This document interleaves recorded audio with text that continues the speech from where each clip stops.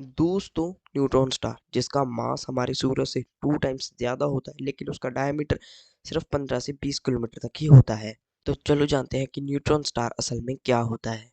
तो दोस्तों, neutron star एक बहुत ही डेंस ऑब्जेक्ट होती है। इसी कारण उसका मास इतना ज्यादा होता है और साइज इतना कम। दोस्तों, न्यूट्रॉन स्टार लगभग 95% न्यूट्रॉन्स का ही बना होता है।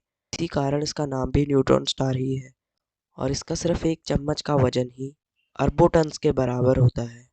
और न्यूट्रॉन स्टार एक पल्सर नामक क्रिया करता है, जिसके अंदर वह बहुत ही तेज गति से घूमता है, रोटेट करता है।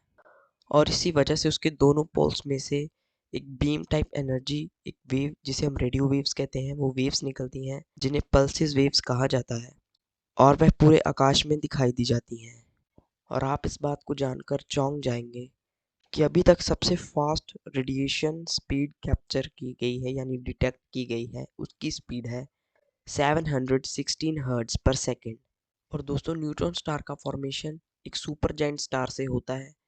जब एक स्टार का फ्यूल, यानी जिस फ्यूल से वह बर्न होता है, वो खत्म हो जाता है, तब ग्रेविटी के कारण वह अपने आप में ही कंप्रेस हो जाता है और उसकी कोर कंप्रेस हो जाती है, तो उससे न्यूट्रॉन स्टार का फॉर्मेशन होता है।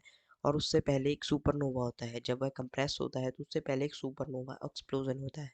और आप इस बात को जानकर चौंक जाएंगे कि जब सुपरनोवा एक्सप्लोजन होता है तो उस समय उसके सेंटर का जो टेम्परेचर है वो लगभग 1 अरब से लेकर 10 अरब डिग्री सेल्सियस तक गर्म होता है। और जिन श्रेणी के स्टार्स से न्यूट्रॉन स्टार का फॉर्मेशन होता है, उनका मास हमारे सूर्य से लगभग 8 गुना ज्यादा होता है। और वह श्रेणी के स्टार सुपर जायंट श्रेणी नामक के स्टार्स में कहलाते हैं। न्यूट्रॉन स्टार के सरफेस का तापमान 6,70,000 डिग्री सेल्सियस एवरेज होता है। और अभी तक का खोजा गया पृथ्वी के सबसे नज़दीक वाला न्यूट्रॉन स्टार है। उसकी दूरी हमारी पृथ्वी से लगभग 400 लाइट ईयर है। दोस्तों, न्यूट्रॉन स्टार का लाइफ स्पैन लगभग 10 अरब साल तक का होता है, जो कि काफ़ी ज़्यादा है। लेकिन उसके बाद भी न्यूट्रॉन स्टार एक और स्टेज में जाता है। उसे हम लोग वाइट ड्वार्फ कहते हैं, लेकिन वाइट ड्वार्फ के बजाय कभी कभार सुपरनोवा भी हो जाता है। या तो इसका वाइट ड्वार्फ बन जाता है या सुपरनोवा धमाके से यह फट जाता है। लेकिन ये पूरा सच नहीं है, क्योंकि कुछ लोग मानते हैं कि न्यूट्रॉन स्टार की कोर फिर से एक बार कोलैप्स करती है और वो ब्लैक होल में तब्दील हो जाता है। फिलहाल अभी इसके ऊपर से पूरी तरह से पर्दा नहीं उठा है। जब कभी भी कोई अपडेट आएगी तो मैं आपको ज़रूर बताऊंगा।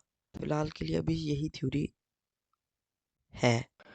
तो कैसी लगी आपको ये इन्फॉर्मेशन? अगर ये आपको इन्फॉर्मेशन अच्छी लगी है तो प्लीज़ इस वीडियो को लाइक कर देना। अगर मेरे चैनल पे नए हो तो सब्सक्राइब कर देना। मिलते हैं नेक्स्ट वीडियो में, तब तक के लिए बाय।